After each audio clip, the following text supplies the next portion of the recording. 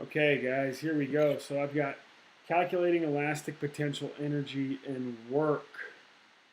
All right, so I'm going to do all of number 14, and then you're going to do number 15 on your own. All right, so this says that the graph shows a spring that stretched 8 meters, but really we need to read A. How much work does it take to stretch the spring 4 meters? Okay, so remember, work.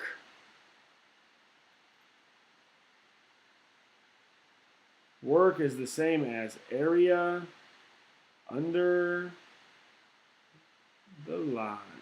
Oh, bad handwriting. I don't care. All right, so to stretch it 4 meters. So that means I need to draw a line here at 4 meters, and then I need to find the area of that right there. Well, that's a triangle, okay? And so for a triangle, area is going to be base times height divided by 2. So remember, I like to draw my own triangle. Okay, I look over here and I see that my base is going to be 4. I see that my height is going to be 10. And I'm going to do 10 times 4 divided by 2, which is going to be 40 divided by 2, which is going to be 20 joules. Okay, now the tricky part. How much elastic potential is stored in the spring when it stretched 4 meters? It's the same amount that it took to stretch it. So all of that energy that just got transferred into the spring, now it's stored as elastic potential energy. So it's the same answer as A. How much additional work does it take to stretch a spring from 4 to 8 meters? Okay, so I'm going to erase my original scribblies.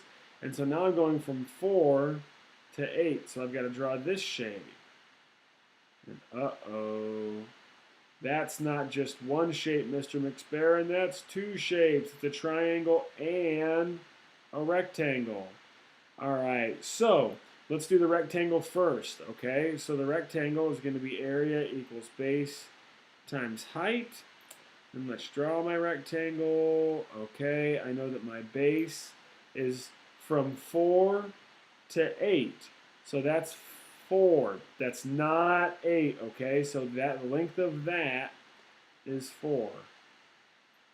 All right, if I go back over here, now from 0 up to 10, that's 10.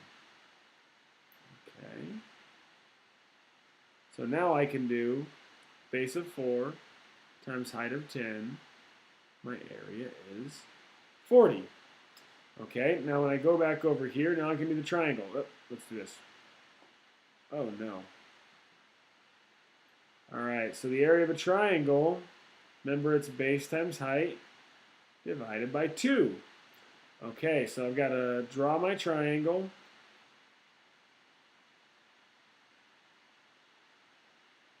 Now my base is this section right here, which we look at it, it's actually the same as this base, so it's 4 again. But now I'm going from 10 to 20. So this length here is 10.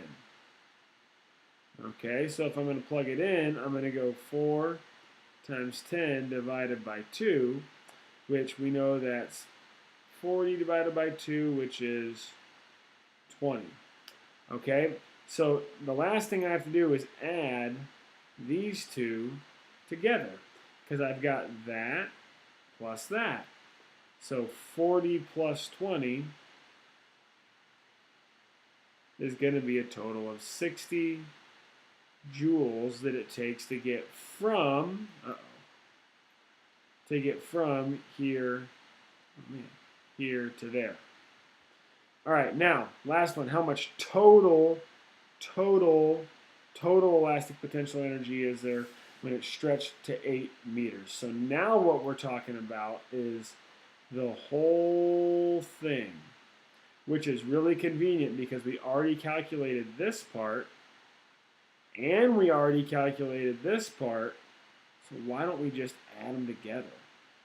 So if I know that it's 20 joules